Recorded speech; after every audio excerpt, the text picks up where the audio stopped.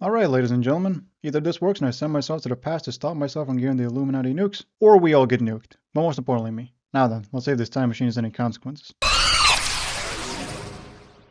Ladies and gentlemen, we just invented time travel. Banana. Far Cry Primal is a game that is actually a nature documentary recounting about our species' first steps into what we nowadays call language, cultural exchange, and diplomacy. And here we see the local wenja of the high school.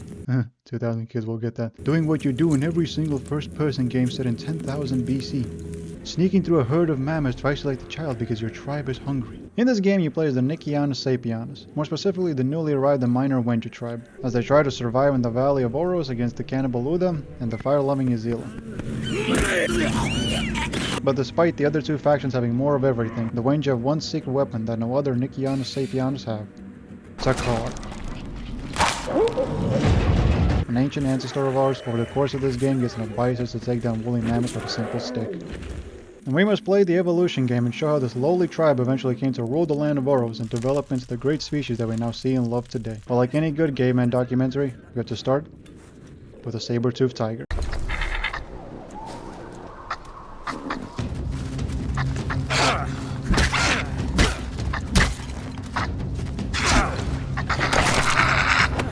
Welcome to Oros. Except not yet. We have a baby elephant to hunt. I'm on fire! Jerry, watch out! Jerry! You rock, damn mammoth, this is for Jerry! How nice it is to play a Far Cry game where the introduction doesn't involve everyone around me being murdered. Jimmy! Not John too! Oh shit! Motherfucker! Rock, damn piece of shit! Oh no, not Genoa too. Well, my entire family is gone, so I'm alone in the Stone Age. So then, let's fire up Don't Starve, get some flint, grass, twigs, make a bow, hunt some goats. Here's one for the boys. Let's make an improvised torch. Okay, let's get back on track. Oh no, wolves. How scary. For them, that is. Get over here, you piece of meat! Alright, look, it's the same saber-tooth as before. Welcome to Oros proper. Now, the game says that this is somewhere in Central Europe, and as a European who measures things in kilometers and the temperature in horses, this means absolutely nothing to me. Thus, from my European ability to hate the French before I was even born, I was successfully able to deduce that since the north is snowy and mountainous, the south has an orange tint, kind of like a savanna, with tiny swamps throughout, and the center being a lush grassland, all with a generally hilly landscape. Don't forget about all the natural cave formations. There's wolves in the caves! And changing temperatures mixed with a wide array of species from wolves, badgers, bears, tigers, to woolly mammoths, I can use my geographic knowledge to... Hold up, let me double check real quick. Yes. Yeah, that's correct. That too. No, there weren't any dragons. I forgot about this one. Okay, I've successfully deduced that this game takes place on the island of Ilha dos Flores in the Azores. We are the Wenja. Input paragraph about something here. We are losing. Shocker. But we also have the main character with us. Shocker. Also, he can't sleep without snuggling his favorite wolf. Okay, hold on. Our mission is to recruit all our fellow brothers and big-footed sisters so that Takar can learn how to...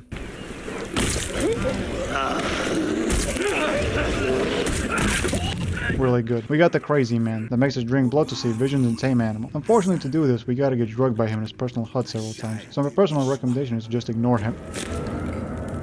Never mind, Wolfman is best man. We got the crazy man who pisses on us and teaches how to make primitive IEDs. We got the crazy man thanks to whom all of us have the gene that makes us think we could win a fight against a lion. He teaches you takedown from above. I love you. We don't got much option for pussy in this game, especially since one is evil in the past unless you're submissive. So pick between the ear fetishist who gives us a new shaft or the foot fetishist who clearly admits to liking you. She even allows you to touch her. Sold. Along the way, we even become cool enough to where we recruit one of our enemies. Get in the cage that is not locked in the slightest and yet you can't break out of. And hey, maybe along the way we get into some funny shenanigans. Like that time my fellow Wenja tribesmen tried to drown him. Fun times. Also, there's this other dweeb. It's fun to beat him with sticks. Since no good nature documentary is complete without a section about a new home, the Far Cry Primal comes with its own base. But instead of it being some pre-built location we just use for our needs, we do this proper caveman style. Get some wood, rocks, clay, dust, and some animal skins. 4 goat skins for my boy Takar because he's the OGest goat of them all. Everyone needs resources and hides for their huts. But only level 1 is mandatory because the non-baddie does not need 4 mammoth skins for this place that's $1,000 on Zillow in Nebraska. Also Takar, I'm sorry, but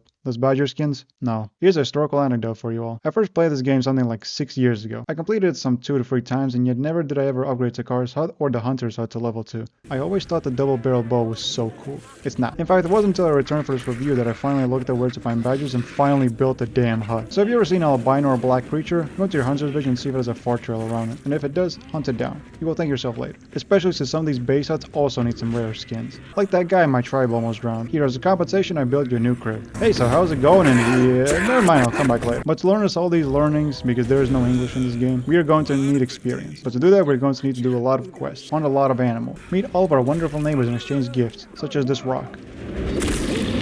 all to expand our think and think. Why is there a bear here? But even more importantly, we're going to need twigs, rocks, animal hides. Actually, that's all we need. Except there's like 40 types of rocks, 500 types of wood, and oh good rock god. Why is getting feathers so difficult? You can only get flightless birds. Why is there a bear here?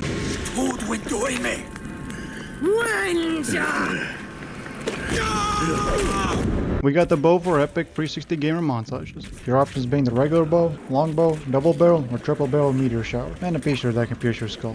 I barely used it. We got clubs that are a superior melee weapon because the concussion is more powerful than pre-tetanus. Because the spear does absolutely no damage in comparison. Because the real meat of this thing doesn't come from jamming into someone's head. No, it comes from lodging into someone's head. Some dude's running at you. There's a guy with a bow up on a ledge. There's a pack of wolves after you. There's a bison or a mammoth. Set the spear on fire. Oh god, the animal's on fire! Out of spears. Hop it a little more! There's a guy with funny hair in your village. Your girl leaves you because her boyfriend has a better car. Who cares? The level 2 spear looks sick. Level 3? Not so much. But by this point you can take out bears. Level 4 is better and level 5? Oh boy. Is that besides special weapons for Far Cry 3 and 4? I don't want to collect pots, letters, or karma. Nah, I want some rocks, twigs, and dust to put up a bit of flint on a stick and take down mammoths with it. Besides, Dacia's hands are all the rage these days. Watch out for the crocodile right above. Alright, let's get out of here before... Why, there's 2 enemy markers. Get off me! There's also a two-handed club. Because if you thought beating your enemies with a rock couldn't get any better, then just check out this ASMR. Also, this is the only game which doesn't give you warnings when you... defenseless people. Or as the gamers like to refer to them in our modern tongue, target practice. Never ask a man his salary, a woman her height, a Hard to Run 4 and Far Cry Primal player how they would resolve a hostage scenario. There's also shards because a skill needs them and no one remembers to use them, apart from the one that makes people crazy. There's shreds because people definitely use these. There's also sting bombs, fire bombs, and berserk bombs. You have 2 options in using these. Either A, throw them with your hand like an unadvanced ape, or you use that thinking thing and you learn how to summon a prehistoric AC-130 to dive bomb your enemies and carpet bomb them with gas. That's right, people. Not only is Takari Sapianus Nikianus, which gives him the human ability of being a smart fella, but also he has transcended his mortal shell and understood the animal world better than everyone at the furry convention Nike Ayo attended, and thus he has additionally gained the powers of being a fart smeller. And with this, he is able to tame the wild beasts that inhabit the land, such as this jaguar. There's another jaguar! Alright, get back here, buddy. I'm about to show you what I do to jaguars that mess up my day. Oh, who's a good kitty? Well, yes, you are. The little dingo things are good for spotting, wolves are a jack of all trades, jaguars are fast and sneaky, bears are tough. My best friend is fucking annoying, and the best pet in the game is the same saber-tooth tiger that took on my family to start the game. Who's a good kitty? Well, yes, you are. Also, these animal takedown animations are kinda brutal. Oh god, the elephants are attacking! 50,000 years ago, the first group of Homo sapiens arrives in southern Europe.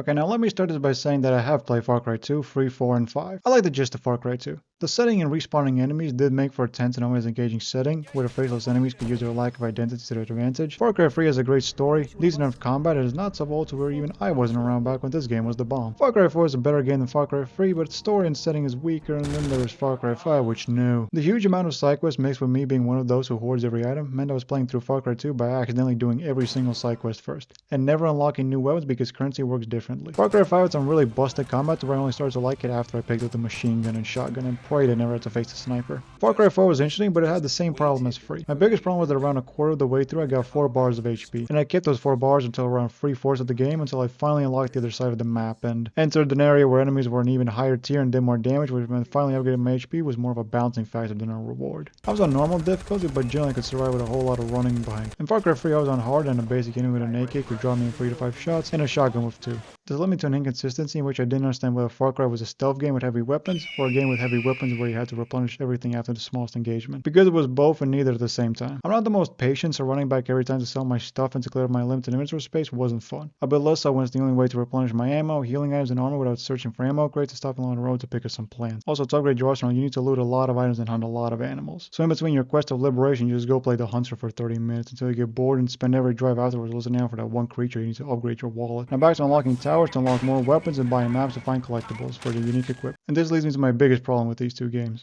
The silent sniper rifle. Finding a caveman, stealth headshot everyone and boom, done. Faster than using takedowns and other silenced weapons, but also extremely repetitive. But when you're not a fan of both the stealth and taking out the reinforcements for less XP and more ammo wasted, they don't got much of a choice, but good god does the game become easy. Especially since the later 50 cal can take out basically everyone without a headshot. Is it my fault I played it like so? Yeah. Both of these games got a lot of repetitive enemy outposts and side missions which I only do for the XP because there's a lot of skills. Yeah. Anyways, what was this video about again? Oh yeah, Far Cry Primal. Most people hate it because 1, the story is basic, and 2, no gun. Now I will partially agree on the first point. Because these aren't advanced people, they have to speak a dumbed down language, and the story is exactly what you think it is. Which means the setting is what sets it apart and the main character has 0 character development. But that's literally every Far Cry game. Is melee combat in other games rage-inducing? Oh my god, yes. Thankfully it's much better here, but even still it's just a basic hit, charge hit. No dodge, no counter. Except trying to stealth missions and outposts is a nightmare. Especially if you get detected by a random passing by NPC of the enemy faction and somehow they alert the outpost before you even reach it. So fully clearing it undetected doesn't give you the undetected XP bonus. But on the plus side, your animal getting detected doesn't count as you being detected, and you can recall it to heal them. But those outposts inside of a mound, forget about and go balls to the wall. When your rescue quest that must be done stealthily, tolerable with style point. Despite the basic melee combat, it is still so much more fun than I've ever had with machine gun, pistol, assault rifle, sniper rifle, or shotgun, or even a grenade launcher. And even if the annoying knockdown still exists, there is a fix.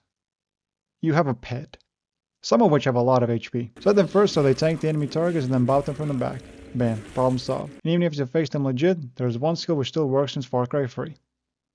Takedown from above. For those of you who don't know, a takedown from above is the only takedown in this game that doesn't require you to be unseen. It has only one prerequisite. Be above an enemy and fall on top. Why is this better than a chain takedown that can take down whoever isn't a heavy and is close enough, or a short takedown which is an instant kill from incredible ranges, or the ledge takedown which is the same but in reverse? Well, there, viewer who's actually my friend, do you remember that one scene from Star Wars about the high ground? Be above an enemy and fall on top.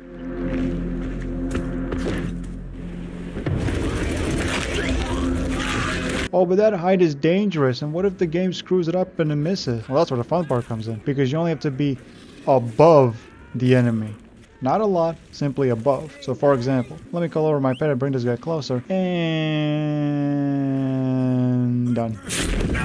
And now prepare to mash spacebar in every encounter because fighting the heavies normally is not fun. And unlike the other games, you don't have to deal with 4 dudes with AKs now surrounding you. Have fun. Is that takedown with a handgun cooler? Yes. But doing this repeatedly in mid-fight is better. Besides your healing items, some meat with herbs, the resource to replenish your weapons, some wood and rocks. Guess what? Enemies carry all of these. If you're conservative enough, you could live off looting enemies alone. In the other games, you gotta stop whatever you're doing to collect these or buy them at outposts. Brother, I'm riding a tiger through a forest. I'll get that stuff along the way. Or the mammoth. Good luck avoiding this. Are the missions repetitive? Absolutely. Half the missions are side quests with an exclamation mark making them seem important. Are the characters of the story particularly interesting? No. Is the writing notable? Hell no. Is there anything in this game that is valuable apart from being set in the Stone Age?